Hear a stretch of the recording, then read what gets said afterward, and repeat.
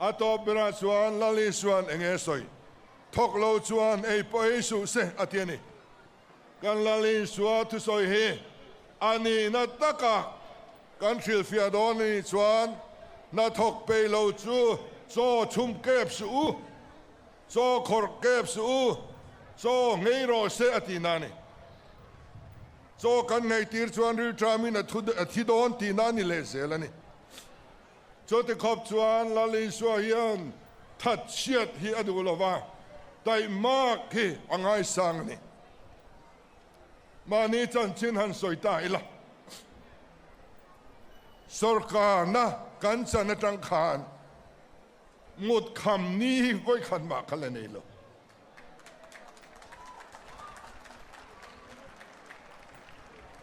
zoram tan in tan kahun zong song le ka thei zong song atam theyang ber ti man kadwani so tiang bokin ka thian te po anni kan zawain kan thok rimani voina hian so far khovel muntin renga omten tai mak hi thupuya lo nei no kan na tho chu an dia memo sang emo kan phak tok ze la pathian in min hum nahi pathian kan rong kan bol na ni ti hriin to ma zel thel su thalai tho chu nei mang silo nal tak taka in cheya chu adona pianga kanu pocket money ti le ngot thin te sim ro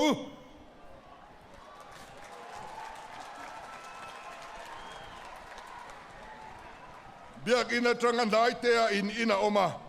in khom turin bai tin in kal a thul lo ke in kal ru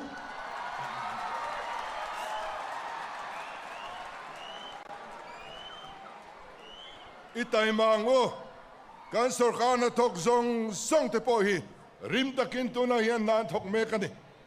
kan zawa hian kan ei zon na thewa ti tak zet kan chua chuan he nam hi aro puyanga kan pathian choi mo in alo omang kalome